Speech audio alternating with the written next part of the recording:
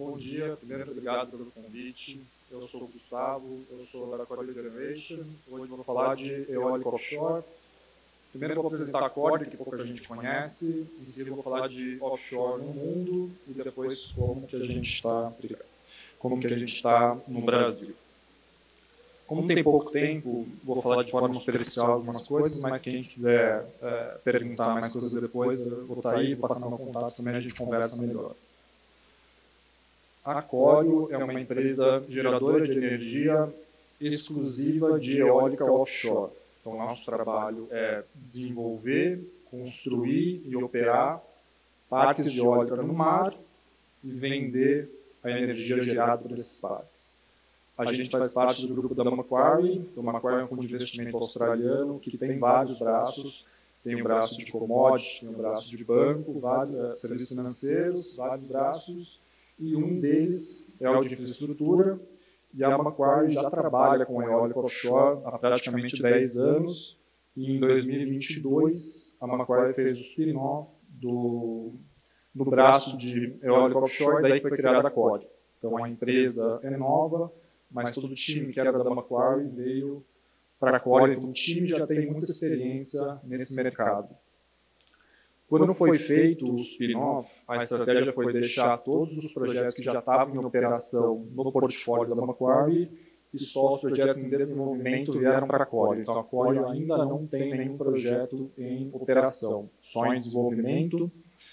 A gente tem mais ou menos 30 gigawatts de projetos de desenvolvimento no mundo inteiro, alguns mais avançados, como no Taiwan, no Reino Unido, nos Estados Unidos, que a gente já conseguiu contrato de energia, já conseguimos licenciamento, alguns já estamos começando a construção, e outros em mercados iniciais, como na Austrália, Vietnã, Filipinas, Noruega, e aqui no Brasil. Então, o Brasil ainda está na fase de legislação de eólica offshore, mas a gente já está aqui desde 2022, estudando a costa, vendo onde são os melhores projetos, dando vento, grid, estudo de supply chain, agora estamos fazendo estudo de impacto ambiental, para quando a lei for aprovada, a gente já está avançado no desenvolvimento e conseguir dar um passo à frente, né, da competição. Só para dar alguns números de eólica offshore no mundo, para dar uma noção da escala, né? Então, a IRENA, que é a principal agência de energia renovável do mundo, colocou metas para o mercado de energia chegar ao tão falado net zero, que é zero de emissões líquidas de gás de efeito estufa. E as metas de eólica offshore são, até 2030, ter 500 gigawatts de capacidade instalada, e até 2050 ter 2.000 gigawatts. Hoje, no mundo inteiro, tem 75 gigawatts de capacidade instalada de eólica offshore. Acho que só para dar uma noção do tamanho disso, só no Brasil, a matriz elétrica brasileira inteira tem mais de 200 gigawatts de capacidade instalada. Então, realmente, offshore, como uma tecnologia, ainda tem uma escala pequena, mas com potencial de ajudar a descarbonizar o mundo. E onde que o Brasil entra nisso? Acho que antes de entrar nos detalhes de offshore, é importante dar um panorama de como que é o sistema elétrico brasileiro. Por sorte, o Brasil há muito tempo tem um sistema elétrico renovável. Então, até os anos 2000, mais ou menos 90% da matriz elétrica brasileira era renovável por conta das hidrelétricas. Então, era 90% da hidrelétrica até os anos 2000. A partir de 2010, eólica onshore e solar começaram a ganhar espaço e hoje, mais ou menos, depois quem quiser os números exatos eu dou a referência, mais ou menos metade da nossa matriz ainda é de hidrelétrica, 40% é eólica onshore e solar e os 10% restantes são outras fontes como nuclear, biomassa, gás natural, carvão, lixo.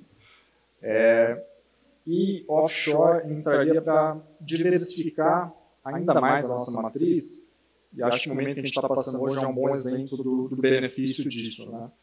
Então, nos últimos 2 anos, mais ou menos, o Brasil teve uma quantidade razoável de chuva, Então, os reservatórios das hidrelétricas estavam altos e o preço da energia estava baixo, porque a hidrelétrica é uma fonte de energia barata, né? Até porque a água é de graça.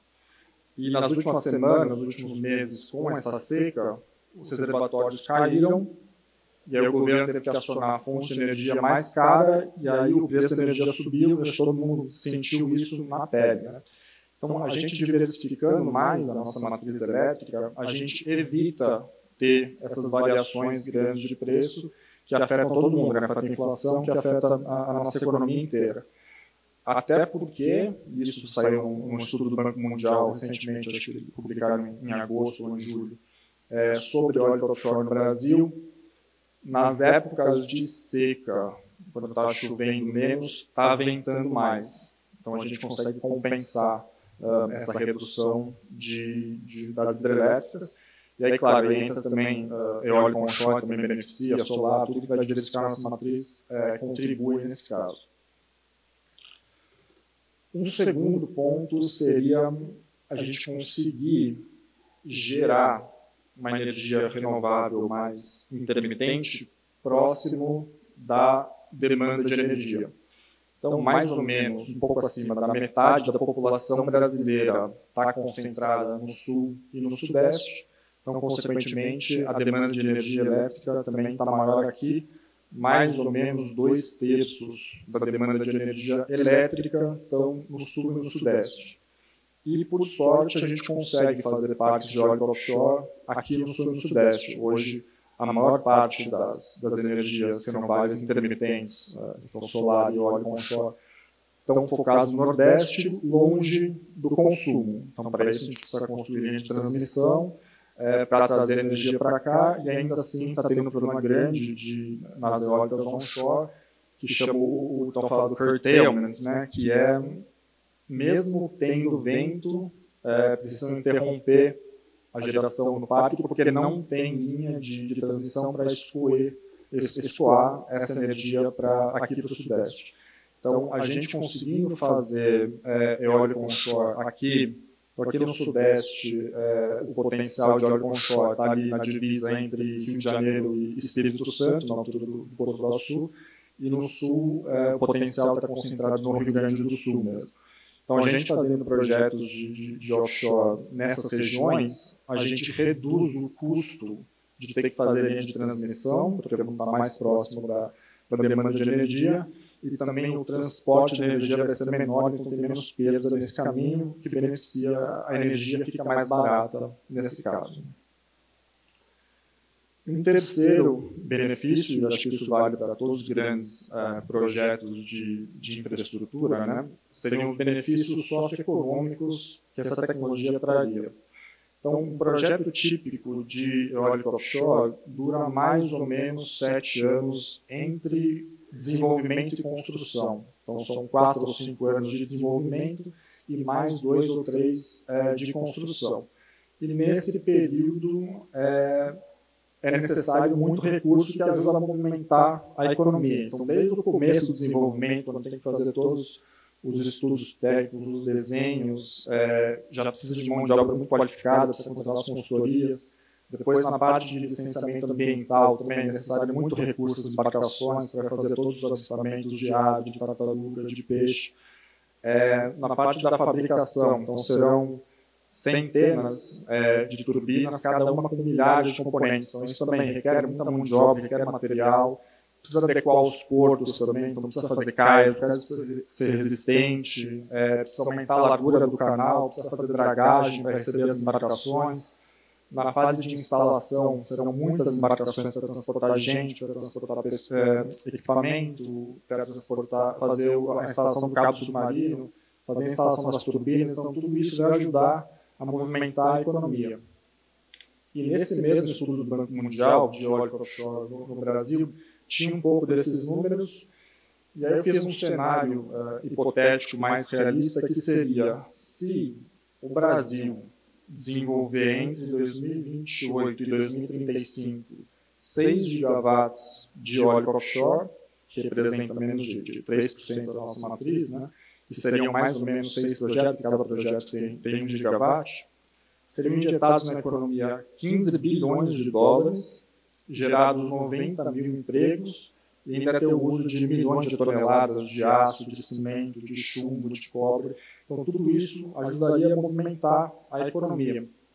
Então, realmente, o governo precisa olhar para essa tecnologia não só na ponta final, que é a geração de uma energia limpa e renovável, mas que isso também vai ajudar a movimentar a economia, vai revitalizar a nossa indústria naval, que foi muito afetada agora por essa última crise, né? Então, isso precisa ser levado em conta também pelo governo. Mas, infelizmente, ainda não tem lei no Brasil que regulamenta offshore. Então, o Jean Paul Prats, antes dele ser senador, antes de ser CEO da Petrobras, ele era senador e ele fez um projeto de lei que estabelecia quais critérios que as empresas precisam atender para o governo conceder uma área no mar para a empresa gerar energia elétrica. Então, isso foi chamado de PL das eólicas offshore, mas pode ser qualquer fonte de energia elétrica. E ano passado, essa lei foi para a Câmara, e na Câmara que foram incluídos os tão falados jabutis que saíram na mídia esses meses, né? Então tinha jabuti de carvão, de gás natural, alguns de renovável também. E agora essa lei voltou para o Senado avaliar essas mudanças e depois ir para a sanção do presidente.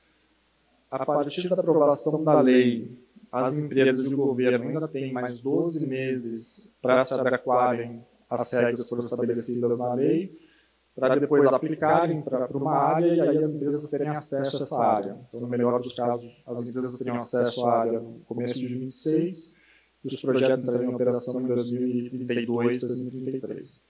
Então, realmente, a indústria ainda tem muito trabalho pela frente, mas é o que um provérbio chinês fala, né, que a melhor data para plantar uma árvore foi há 20 anos atrás, e a segunda melhor data é hoje. Então, por mais que a gente tenha ainda muito trabalho pela frente, a gente precisa começar a trabalhar hoje, para os próximos anos, as próximas gerações, colherem os benefícios de uma economia descarbonizada. Era isso. Obrigado.